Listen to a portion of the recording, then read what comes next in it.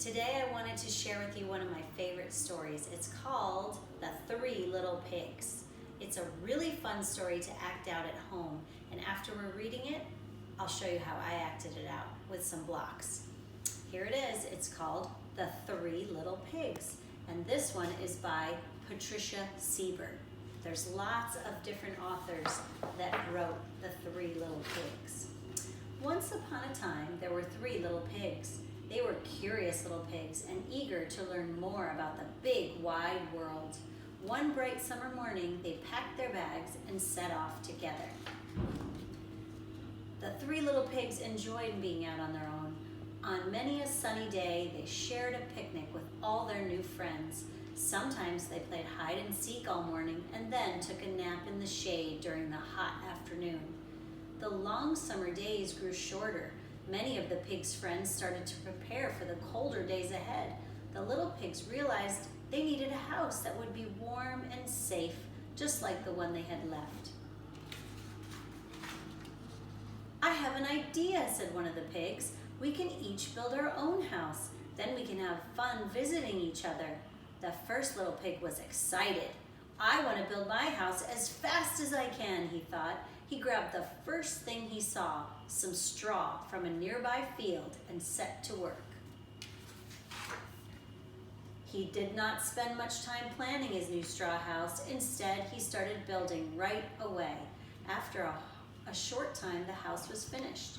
The pig wiped his brow with satisfaction, but the other two pigs had doubts about the house made of straw. Maybe it's not strong enough," one of them said.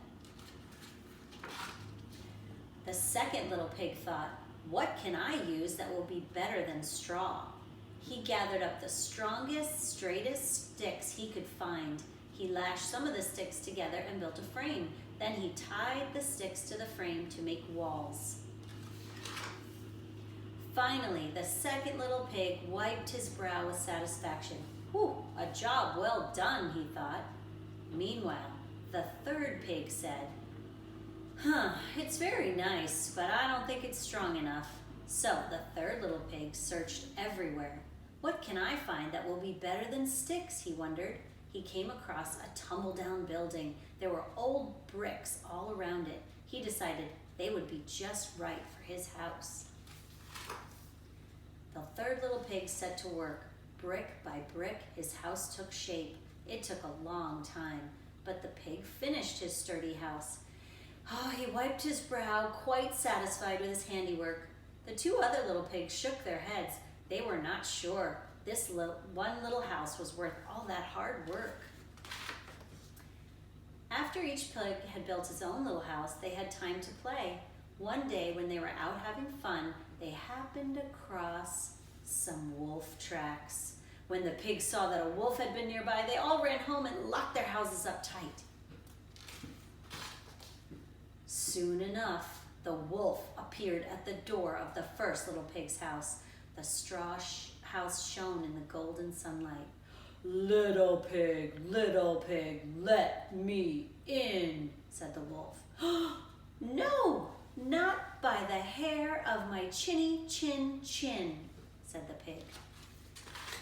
"Then I'll huff and I'll puff and I'll blow your house in," shouted the wolf.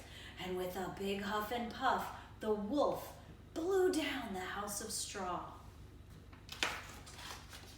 The first pig ran to the second pig's house.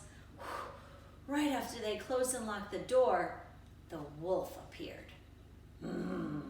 Little pigs, let me in." "No, not by the hair of our chinny chin chins."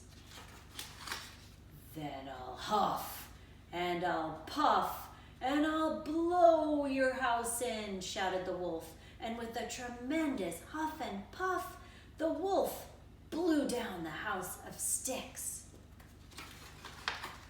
The two little pigs ran as fast as they could to the brick house. All three little pigs watched from the windows as the wolf approached. He was angry. Little pig, let me in." "Not by the hair on our chinny chin chins." Then I'll huff, and I'll puff, and I'll blow your house in, shouted the wolf. So he huffed, and he puffed, and he huffed, and he puffed, and he huffed, and he puffed. But the wolf could not blow down the house of bricks. He slumped exhausted outside the little brick house.